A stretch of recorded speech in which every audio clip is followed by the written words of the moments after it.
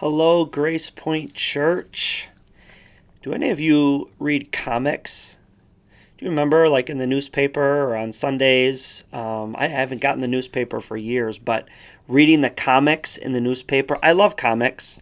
Comics are funny. One of my favorite comics that I have, I keep them just for a good laugh, is this one. It is It says honesty is the best policy award.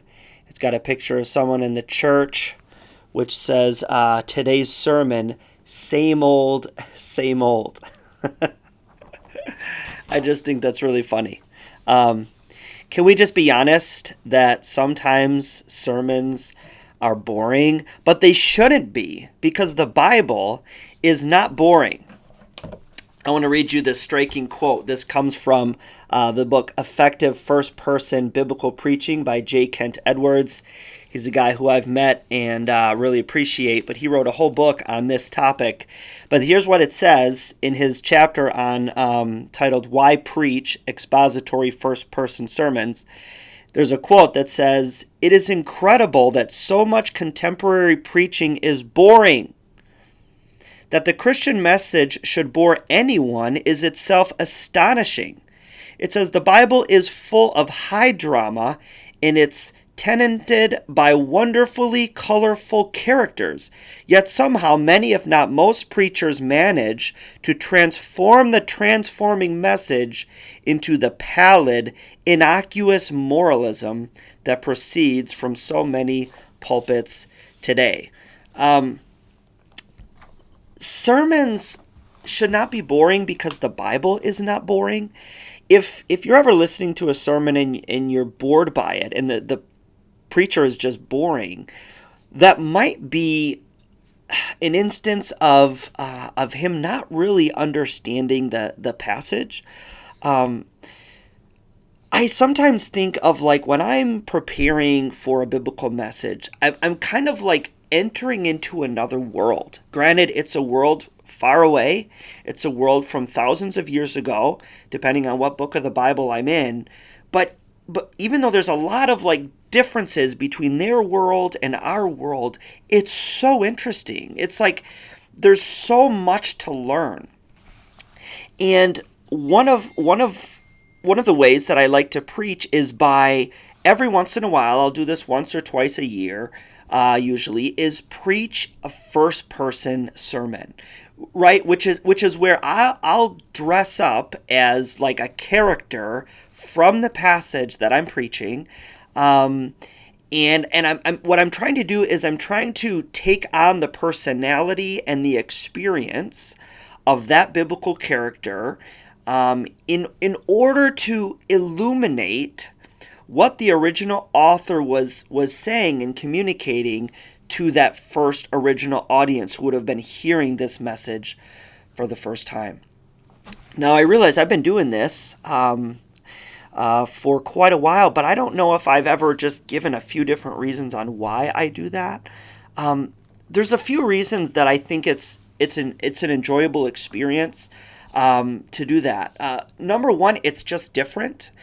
For you to hear a sermon from the perspective of the person that we're talking about it's just a different way of engaging biblical material. There are actually different types of intelligences and different ways that people learn. And so a lecture is good, a 3-point straightforward message can be helpful, but there are other ways to engage learning and to kind of enjoy the experience. And a first person sermon allows us to kind of utilize some of those other ways of learning so that it can so we can learn what is going on and what the message is. I've also found out that when I have to preach a first person sermon, it forces me to get into the detail of that world that I'm studying. Any message that I'm doing, the goal is I want to go back to the original, kind of that original world, and I'm studying it in such a way as to understand what the original message was for the original authors. And so when I have to do that and take on the text and replicate what it would have been like for Paul or James or John or Peter or whoever, I have to really do a lot of research into that culture and what they were meaning by these things and what was going on. And so I find that can really kind of open up the text. It can kind of make it alive as we think about what would the equivalences be like in our modern day and kind of making those bridges. So hearing a sermon from the first person perspective really allows you to kind of get a feel for that world and what was going on. It also, I think, and this is important, allows us to pay attention to genre.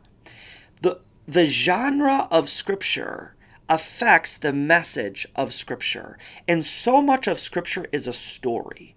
And so the cool thing about a story is we all love a story. We all love to hear a story.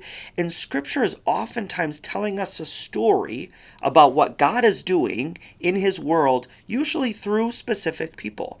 And so when we're able to see the story in story form, we're able to really engage and see the goodness of God. And so while first-person sermons, they can be entertaining, they're engaging, they can be fun, that's not the sole reason. Those things aren't bad. That's not the sole reason I preach this way from time to time. But what I'm trying to do as a pastor is I'm trying to give you a feel for what it was like to be those people in the biblical world. What were their challenges? What were their tensions? What was going on? What is the story?